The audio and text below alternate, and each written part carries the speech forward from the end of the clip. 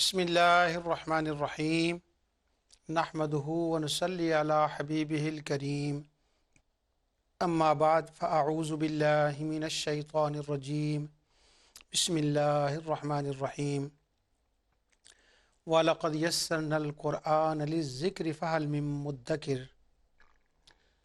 صدق اللہ العظیم۔ ناظرین، پروگرام ازالہ شبہات میں آپ کے سامنے بدعت کے موضوع پر گفتگو کر رہا ہوں۔ اللہ تعالیٰ اپنے حبیب علیہ الصلوۃ والسلام کے صدقے سے مجھے اس پر بیان کرنے کی توفیق عطا فرمائے اور میری اس بات کو اللہ تعالیٰ آسان فرما دے یا اللہ، کہ یہ لوگوں کے دل و دماغ میں اتر جائے، اور یا اللہ یہ حق ہے تو اسے قبول فرما اور لوگوں تک اس بات کو پہنچا اور آسانی پیدا فرما دے کہ میں آسانی سے لوگوں کے سامنے اپنے نقطہ نظر کو بیان کر سکوں۔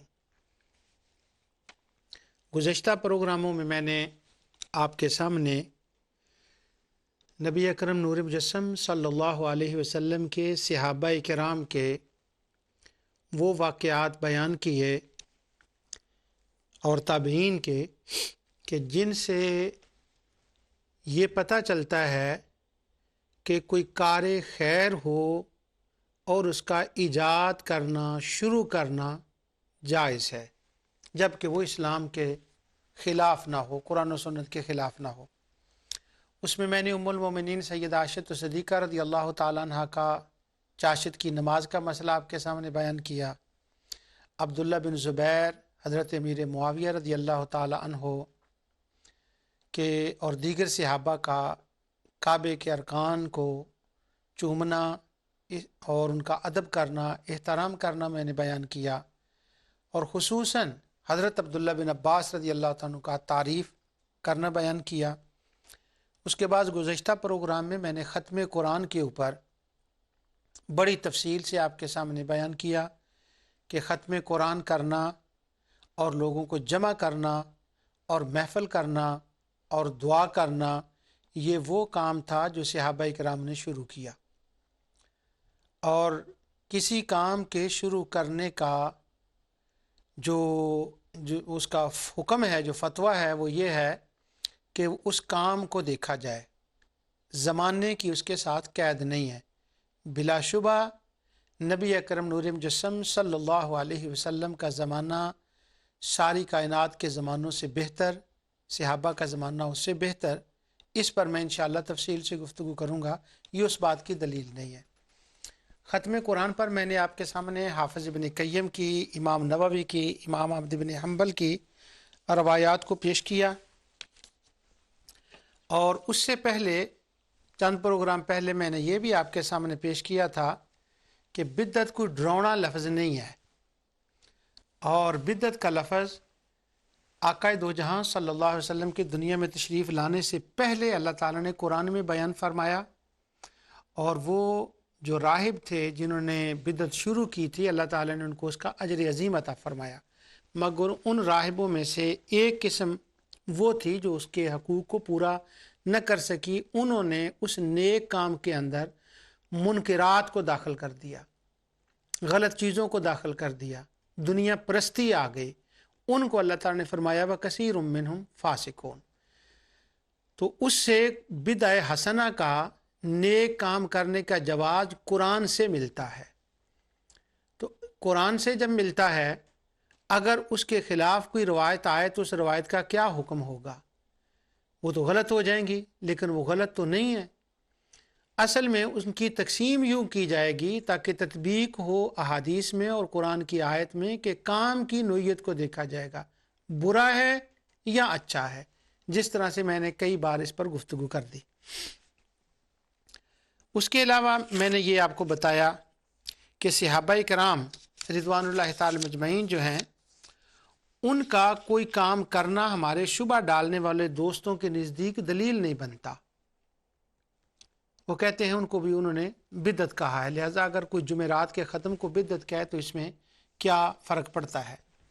اب یہ کتاب جو میں نے آپ کے سامنے بار بار اس کا ذکر کیا ہے کہ اس کا پیج 233 سے میں آپ کو ایک روایت پڑھ کے بتاتا ہوں کہ اس کا ساری احادیث جو ہیں کہ جو بدعتی کرنے والے ہیں ان کی نماز قبول نہیں، ان کا روزہ قبول نہیں، اور ان کا کوئی عمل قبول نہیں، وہ توحید کے منافی ہیں، وہ ساری باتیں وہ کرتے ہیں۔ اب وہ ساری روایات وہ لائے ہیں پہلے، اس کے بعد انہوں نے اس کتاب کے اندر بدعت کی لسٹ دی ہے، عبادات میں بدعات۔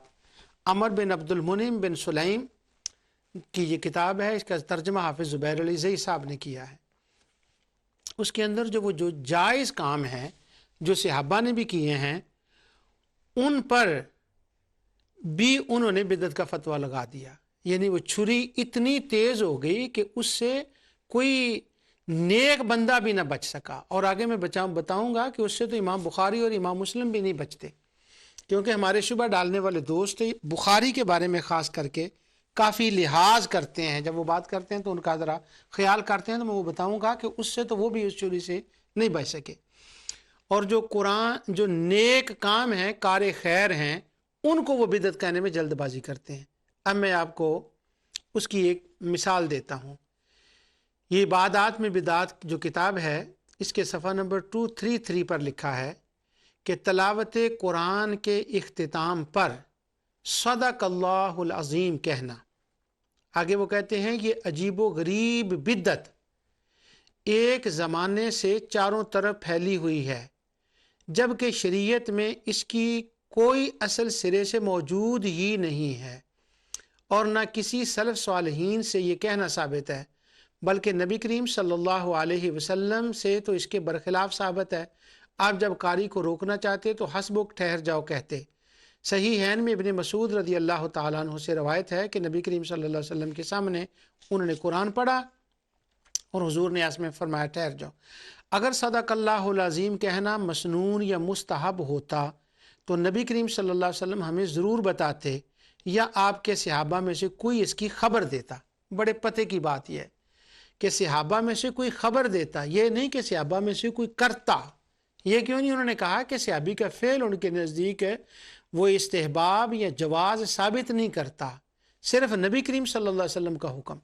اب اس جو صدق اللہ العظیم کہتے ہیں، پاکستان میں، انڈونیشیا، ترکی میں، ملیشیا میں، افغانستان، یمن، مراکو، پوری مسلم دنیا میں ساری امت جو صدق اللہ العظیم کہہ رہی ہے، اس کو انہوں نے بدعت کی لسٹ میں لکھا، اور جب اس کو شروع کیا ہے تو اس کی تمام وہ روایات جو احادیث نبی کریم صلی اللہ علیہ وسلم نے بدعت کے رد میں فرمائی ہیں وہ ساری بیان کی ہیں۔ کل بدعت ضلالۃ کل ضلالۃ فی النار، اور اس کے بعد یہ کہا کہ صدق اللہ العظیم کہنا بدعت ہے، یعنی جو بندہ صدق اللہ العظیم کہے وہ اتنا بڑا مجرم کہ وہ گمراہی کے راستے پہ چلا گیا اور وہ جہنمی ہو گیا۔ تو حالانکہ صدق اللہ العظیم کا معنی ہے اللہ تعالیٰ نے سچ فرمایا، تو یہ تو قرآن کا لفظ ہے۔ قرآن کریم میں اللہ تعالیٰ فرماتا ہے کل صدق اللہ فاتبعوا ملت ابراہیم حنیفا، کہ بے شک اللہ تعالیٰ نے سچ فرمایا۔ تو جب وہ کلام پاک کو تلاوت کو ختم کرتا ہے تو اس پر وہ اپنے اختتام پر جا کر یہ اقرار کرتا ہے اس بات کا کہ اللہ تعالیٰ نے سچ فرمایا۔ تو اس سے جہنمی ہونا یا وہ باطل ہونا وہ کہاں بات چلے گی؟ لیکن یہ ہمارے شبہ ڈالنے والے دوست یہاں تک ہیں۔ میں آگے آپ کو بتاؤں گا، یہاں بھی وہ ٹھہر جاتے تو غنیمت تھی، وہ تو اس سے بھی آگے چلے گئے۔ وہ کہتے ہیں کہ اس کا قتل جائز ہے، اس کو صفحہ ہستی سے مٹا دینا چاہیے، وہ مبیح الدم ہے، کیونکہ اس نے نبی کریم صلی اللہ علیہ وسلم کے دین میں نئے کام کیے ہیں، بدعت کی ہیں۔ وہ کتاب الشبہات میں شیخ محمد بن عبد الوہاب النجدی نے اس پر وہ بحث کی ہے۔ تو میں آپ کو یہ بتا رہا ہوں کہ صحابہ کرام نے نئے کام کیے، اور ان کی نیت یہ ہوتی تھی کہ یہ نیا کام جو ہے یہ ہمیں اللہ تعالیٰ کا قرب دے گا، اور اگر لوگ اس کو کرتے تھے۔ اور امام احمد بن حنبل نے اس کی جواز کے قول کیے، اور امام حافظ بن قیم نے اس کے اوپر وہ لکھا، ان کا حوالہ میں نے آپ کو دے دیا تھا۔ وہ یہ کام کیوں کرتے تھے؟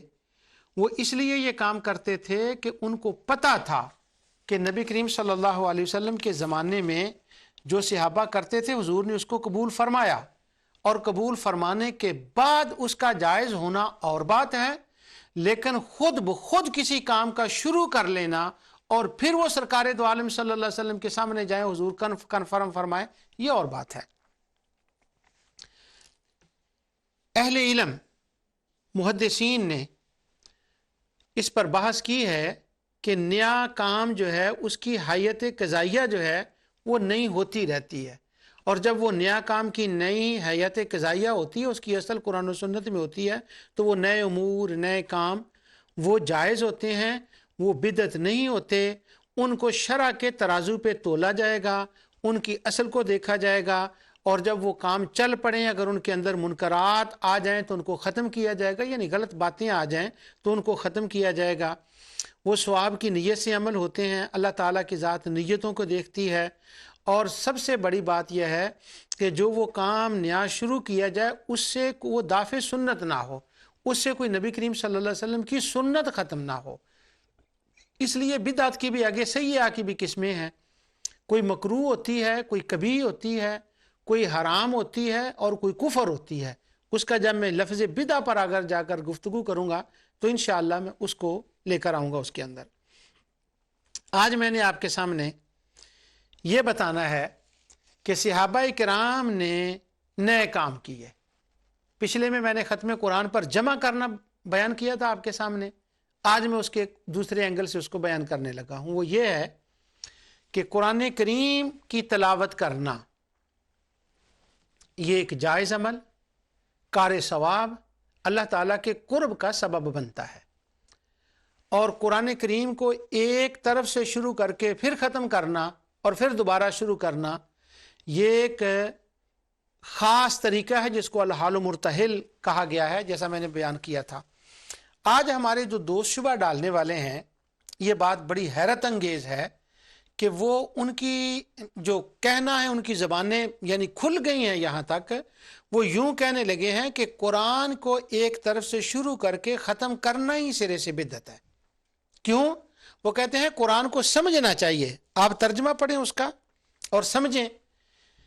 اب مسئلہ یہ ہے کہ جو پڑھنے والے ہیں اردو انگریزی یا کو پڑھ سکتے ہیں، ان کو تو یہ چاہیے کہ وہ اہل علم کی مجلس میں بیٹھیں، قرآن کو سمجھیں، لیکن جو بیچارے صرف ناظرہ قرآن پڑھ سکتے ہیں اور وہ کئی قرآن ختم کرتے ہیں، ان کے اوپر بدعت کا فتویٰ لگانا کہ یہ بدعتی ہیں، انہوں نے قرآن کو سمجھا نہیں، اور بیچاروں کی عقل تو اتنی ہوتی ہے، وہ سادے بندے ہوتے ہیں، وہ بالکل سیدھے بندے ہوتے ہیں، ان میں سے تو شاید کچھ مرفوع القلم بھی ہوں، اور وہ قرآن کی تلاوت میں مگن ہوتے ہیں، بس ان کو اس میں لذت آتی ہے، اور ان کو یہ کہنا کہ انہوں نے ختم کر دیا۔ اور کئی ان میں وہ ہیں کہ جو ایک دن میں قرآن ختم کرتے ہیں، اور پھر کہا جاتا ہے کہ یہ ایک دن میں قرآن ختم کرنا بھی بدعت ہے، کیونکہ نبی کریم صلی اللہ علیہ وسلم نے ایک دن میں ختم نہیں کیا۔ اب میں آپ کو بتاتا ہوں کہ نبی کریم صلی اللہ علیہ وسلم کے صحابہ نے ایک دن میں قرآن ختم کیا، ایک دن سے کم میں ختم کیا، اور پورا قرآن ایک رکعت میں ختم کیا۔ اب میں گردان بعد میں پڑھوں گا، پہلے میں 2-4 حوالے آپ کو بتا دوں۔ سب سے پہلے امیر المومنین سیدنا عثمان بن عفان رضی اللہ تعالی عنہ، آپ کی ذات گرامی، آپ خلیفہ راشد ہیں، داماد رسول ہیں، ذو النورین ہیں، 2 نوروں والا۔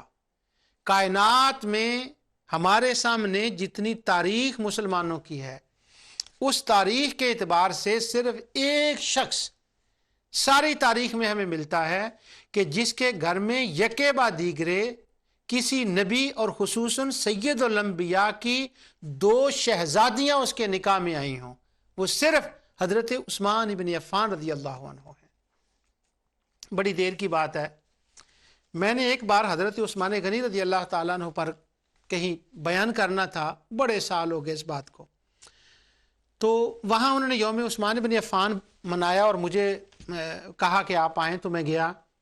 اس وقت میں نے ایک چیز جمع کی تھی، ابھی بھی کہیں میرے کمپیوٹر میں وہ ہوگی، کہ نبی کریم صلی اللہ علیہ وسلم نے حضرت عثمان بن عفان کو کتنی بار جنت کی بشارت دی۔ یعنی انہوں نے ایک کام کیا تو حضور علیہ السلام نے جنت کی بشارت دی، پھر دوسرا کام کیا، جنت کی بشارت دی۔ وہ عشرہ مبشرہ میں تو ہیں ہی، لیکن وہ مسجد نبوی کی جگہ، وہ کنواں خریدنا، وہ فلاں وقت میں. تو میں نے وہ مقامات جب اکٹھے کیے تو کچھ وقت میں نے لگایا تو 17 مقامات مجھے ملے کہ 17 مرتبہ نبی اکرم مجسم صلی اللہ علیہ وسلم نے حضرت عثمان ابن عفان کو جنت کی بشارت دی. یہ صحیح ہے کہ ان روایات میں بعض کی سند میں کلام بھی تھا، وہ ضعیف بھی تھی، لیکن وہ ٹوٹل جو روایات میں آئی میں ان کی بات کر رہا ہوں، کیونکہ وہ سند کی بھی بڑا مسئلہ ہوتا ہے آج کل، اس لیے وہ ذرا احتیاط سے بات کرنا چاہتے ہیں. تو میں نے مجموعی طور پر ان کو جمع کیا. صحیح روایات میں تو ہے ہی کہ حضرت عثمان وہ حضرت عثمان بن عفان داماد رسول، ذو النورین اور خلیفہ راشد، خلیفہ ثالث اور سخیوں کے بادشاہ، اللہ اکبر. وہ حضرت عثمان کے بارے میں سیر و اعلام النبلاء میں علامہ ذہبی نے لکھا، تہذیب الکمال کے اندر حافظ مزی نے لکھا، طبقات ابن سعد کے اندر امام ابن سعد نے لکھا. وہ کہتے ہیں اور اس کو روایت کرتے ہیں محمد بن سیرین، بہت بڑے تابعی. وہ کہتے ہیں برکعت یقرأ فیہا القرآن، حضرت عثمان بن عفان ایک رکعت کے اندر پورا قرآن ختم کر دیتے. سبحان اللہ. وہ محمد بن سیرین روایت کرتے ہیں کہ ایک بار وہ مکہ میں آئے عشاء کی نماز کے بعد، سردیوں کی رات تھی، تو وہ مقام ابراہیم کے قریب کھڑے ہو گئے. انہوں نے نیت کر لی نفلوں کی اور قرآن پڑھنا شروع کر دیا. تو وہ کہنے لگے میں دیکھتا رہا کہ انہوں نے پوری ایک رکعت میں پورا قرآن جو تھا وہ ختم کر دیا، اور دوسرے پورا قرآن جو تھا وہ انہوں نے ختم کر دیا. یہ حافظ مزی کہہ رہے ہیں. دوسرے صحابی حضرت سیدنا تمیم داری، انہوں نے 9 ہجری میں قبول اسلام کیا ہے، اور پھر یہ مدینہ منورہ میں رہے. اس کے بعد یہ حضرت عثمان رضی اللہ تعالیٰ کے زمانے میں یہ فلسطین چلے گئے. بڑے عابد، زاہد، صوفی اور تقوی و ورع میں ان کا بڑا مقام ہے. صحابی ہونا تو ایک الگ بات ہے، وہ تو شرف ہے ہی. تو یہ فلسطین میں چلے گئے تھے اور اللہ تعالیٰ کی اتنی عبادت کرتے تھے کہ فلسطین کے لوگ ان کو راہب فلسطین کہتے تھے، کہ یہ فلسطین کے راہب ہیں کہ جو ہمہ وقت اللہ تعالیٰ کی عبادت میں مصروف رہتے ہیں. سبحان اللہ. ان کا قرآن ختم کرنے کا بھی طریقہ تھا. یہ 7 دنوں میں بھی قرآن ختم کرتے، 3 دنوں میں بھی کرتے. علامہ ذہبی نے سیر میں ان کے ترجمے میں یہ لکھا. اور قراءۃ القرآن کلہ فی رکعت، اور کبھی یہ ایک رکعت میں پورا قرآن ختم کرتے. اب حضرت عثمان آ گئے، اس کے بعد سیدنا تمیم داری آ گئے. یہ زاہد، صوفی، ولی اللہ تھے، اور قرآن کی تلاوت کر کے ان کے یہ مستجاب الدعوات ہو گئے تھے، اور ان کے اندر اللہ تعالیٰ نے ایک خاص قدرت اور طاقت عطا فرما دی تھی. اس پر انشاءاللہ میں بڑی تفصیل سے بات کروں گا اللہ تعالیٰ کی علم و قدرت پر، کہ وہ علیم ہے، وہ قدیر ہے، وہ علم کی خیرات بھی مخلوق میں عطا فرماتا ہے، اور وہ قدیر ہے، اور وہ قدرت کی خیرات بھی تقسیم فرماتا ہے. جب وہ کسی کو قوی بناتا ہے، قدرت دیتا ہے، طاقت دیتا ہے، تو الگ الگ طاقتیں دیتا ہے. کسی کو وہ کم دیتا ہے، کسی کو زیادہ دیتا ہے. کسی کو صرف اتنی طاقت ہے کہ وہ ہاتھ سے اٹھا کر کھانا کھا لے، اور کسی کو وہ اتنی طاقت بھی دیتا ہے کہ کوئی چیز موجود نہ ہو اور وہ کن کہے کہ تو ہو جا، تو وہ کھانا وہاں موجود ہو جائے. جیسے کہ حیوہ بن شرح کے بارے میں علامہ ذہبی نے لکھا. حضرت صحابہ کرام میں سے العلا الحضرمی کے بارے میں جس طرح سے علامہ ذہبی نے بھی لکھا، حافظ ابن تیمیہ نے فتاوی کے اندر بھی ان کی کرامات کا ذکر کیا. یہ اقتداء الصراط المستقیم میرے پاس ہے، ان کا بھی انہوں نے ذکر کیا. تو یعنی قدرت اللہ تعالیٰ عطا فرماتا ہے. اب یہ جو تھے تمیم داری، ان کا یہ حال تھا. حافظ ابن کثیر نے حضرت عمر رضی اللہ عنہ کی خلافت کے زمانے کا یہ واقعہ لکھا کہ ایک بار مدینے کے باہر آگ لگ گئی، اور وہ قریب تھا کہ مدینے کی طرف بڑھ اٹھتی، شہر کی طرف چلتی چلتی آ رہی تھی. تو حضرت عمر فاروق ان کے پاس گئے، تمیم داری کے، جو اہل فلسطین جن کو راہب کہتے تھے، اور ایک رکعت میں قرآن ختم کرتے تھے. ان کے پاس گئے اور جا کر انہوں نے کہا کہ وہ کچھ آگ ہے اور لگ گئی ہے تو اس کا کچھ کریں. تو حضرت تمیم داری نے کہا کہ آپ کچھ کر لیں. انہوں نے کہا نہیں، میں آپ آئیں میرے ساتھ. وہ دونوں گئے تو ایک ہول تھا پہاڑ کے اندر، غار. تو یہ تمیم داری نے وہ آگ کو اکٹھا کرنا شروع کیا اور ساری آگ کو دھکیل دیا اس غار کے اندر. فرمایا تجھے پتہ نہیں یہ رب کے محبوب کا مدینہ ہے تو یہاں آ رہی ہے؟ تو یہ ان کی کرامت، ان کی کرامات ہیں. مثلا آپ سیر میں پڑھیں اور وہ اس میں ابن سعد میں الاصابہ میں پڑھیں اور خاص کر کے تاریخ ابن عساکر میں، تو بڑے ان کے واقعات آتے ہیں حضرت تمیم داری رضی اللہ تعالیٰ کے. یہ پہلے تھے جنہوں نے مسجد کے اندر چراغاں کیا تھا حضرت عمر رضی اللہ تعالیٰ کے زمانے میں. اس کے بعد میں گردان پڑھنی ابھی، تو وہ گردان میں تھوڑا سا بعد میں پڑھتا ہوں. یہ پہلے میں ایک دو حوالے آپ کو اور دے دوں. سعید ابن جبیر تابعی ہیں، حضرت عبداللہ بن عباس کے شاگرد ہیں.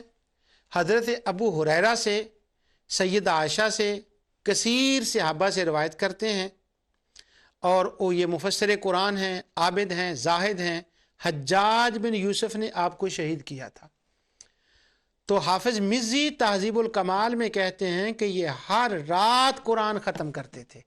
اصل میں یہ جو میں آپ کو بتا رہا ہوں یہ ساری باتیں میں اللہ تعالیٰ کا شکر ادا کرتا ہوں کہ آج سے 15 16 17 سال پہلے میں نے ایک انگلش میں کتاب لکھی، وہ چھپی ہے، پڑھ رہے ہیں لوگ، بچے پڑھ رہے ہیں.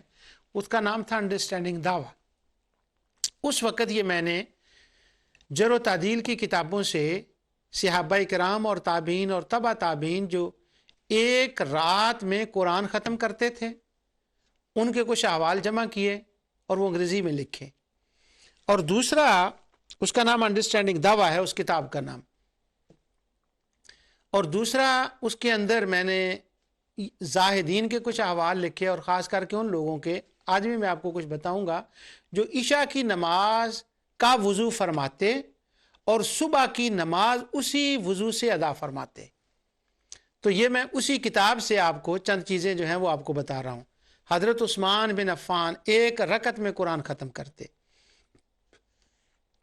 حضرت تمیم داری ایک رکعت میں قرآن ختم کرتے. سعید بن جبیر یہ ہر رات ایک قرآن ختم کرتے. ہلال بن یساف اور وہ حضرت کعبہ کے اندر داخل ہوئے اور ایک رکعت میں انہوں نے سارا قرآن ختم کر دیا. یہ تذکرۃ الحفاظ میں بھی ہے، ذہبی نے لکھا، سیر وعلوم النبلہ میں بھی ہے، تہذیب الکمال میں بھی حافظ مزی نے ان کا ذکر کیا. اب یہ 3 پر میں تھوڑی سی گردان پڑھ دوں پھر میں آگے چلتا ہوں. ہمیں بتایا جاتا ہے، یہ ساری کتاب اسی کے اوپر ہے، یہ عبادات میں بدعات، کہ عبادت وہ ہوتی ہے جو اللہ تعالیٰ جسے عبادت کہے کہ یہ عبادت ہے، یا رسول اللہ صلی اللہ علیہ وسلم اسے کہیں کہ یہ عبادت ہے. اور ہمیں یہ بتایا جاتا ہے، یہ اقتداء الصراط المستقیم پوری بری ہے اس اصول کے ساتھ. اعلام الموقعین کے حافظ ابن قیم نے اس کے اوپر تفصیل لکھی، شیخ بن باز نے لکھی، شیخ البانی نے لکھی، صالح عثیمین نے لکھی، ابن صالح نے لکھی، سب نے اس کے اوپر متفق ہیں کہ عبادت وہ ہے جو اللہ رسول بتائے اور عبادت کا طریقہ وہ ہے جو اللہ اور رسول بتائے. جو اللہ رسول نے حکم نہیں کیا اپنے طریقے سے کسی عبادت کو ایجاد کرنا وہ بدعت ہوتی ہے، اس کا کرنے والا جہنمی ہوتا ہے اور وہ گمراہ ہوتا ہے اور اس کے ساتھ سلام نہیں لینا چاہیے. وہ مر جائے تو اس کا جنازہ نہیں پڑھنا چاہیے، اس کو مسلمانوں کے قبرستان میں دفن نہیں کرنا چاہیے. یہ میں آگے حوالے بتاؤں گا. اور ان پر یہ ہونا چاہیے، یہ ساری روایت ان کتابوں کے اندر ہے. تو اب طریقہ عبادت وہ ہے جو خدا رسول نے بتایا ہو یا رسول اللہ صلی اللہ علیہ وسلم نے کیا ہو. اگر اس سے ہٹ کر کوئی عبادت کرے تو وہ عبادت نہیں. کیوں؟ وہ سنت کے خلاف ہے، وہ تو بدعت ہو جائے گی. اس کی مثال اس کتاب میں بھی اور کتاب الحج کے اندر بھی ابھی میں نے آپ کو پڑھ کر بتایا اس پروگرام میں، یہ غالباً پچھلے میں اسی میں تھا میرا خیال میں، کہ اگر کوئی بندہ صدق اللہ العظیم کہے عبادت کی نیت سے، تو جب وہ صدق اللہ العظیم اس کی کہے تو وہ بدعتی ہے. زبانی نماز کی نیت کرنا یہ مشہور بدعت ہے اور اس کا کرنے والا جہنمی ہے. کیوں؟ وہ عقیدہ توحید کا مخالف ہے. جمعے کی رات کو عبادت کرنا بدعت ہے. جمعے کے دن خاص عبادت کرنا بدعت ہے. نماز جمعہ کے بعد غیر شرعی اذکار کرنا، سورہ کہف پڑھنے کے لیے جمعے کے دن اکٹھے ہونا، یہ بدعت ہے. نماز سے فراغت کے بعد ذکر اور دعا پر اجتماع کرنا، یہ بدعت ہے. وہ جمعے کے دن اجتماع کرنا وہ حافظ ابن تیمیہ کی کتاب سے میں آپ کو پڑھا رہا ہوں. عیدین کے دن معراج کی رات جلسہ کرنا، یہ بدعت ہے. 15ویں رات کو نفل پڑھنا، یہ بدعت ہے. یہ ساری بدعات کی وہ بڑی لمبی لسٹ ہے. جب کوئی بندہ فوت ہو جائے تو فوت ہونے کے بعد اس کا رخ قبلے کی طرف کرنا، یہ بدعت ہے. یعنی اس کتاب کے اندر بدعات کی جو پوری لسٹ دی گئی ہے، یا معجم البدع نام کی جو کتابیں ان کے اندر جو لسٹ دی گئی ہے کہ بندہ فوت ہو جائے اور قبلے کی طرف اس کا رخ کر دینا اس نیت سے کہ اس کی برکت ہوگی یا قبلہ بابرکت جگہ ہے تو اس کی طرف کو رخ کر دیا جائے، یہ بدعت ہے. اور یہ کرنے والے جہنم میں جائیں گے اور اس پر کوئی دلیل نہیں ہے. تو یہ ساری وہ بدعتیں بتائی جاتی ہیں. وہ کہتے ہیں کیوں یہ بدعت ہے؟ وہ کہتے ہیں یہ طریقہ عبادت وہ ہے جو خدا رسول نے نہیں بتایا. یہ طریقہ عبادت وہ ہے جو رسول اللہ صلی اللہ علیہ وسلم نے نہیں کیا. کتاب الحج کے اندر علامہ البانی کہتے ہیں مدینہ منورہ کے اندر کوئی بندہ جائے تو قرآن پڑھتا ہوا اگر جائے تو یہ پڑھنا بدعت ہے. کیوں؟ اللہ تعالیٰ نے نہیں کہا کہ پڑھو، رسول اللہ صلی اللہ علیہ وسلم نے نہیں پڑھا، اور صحابہ کرام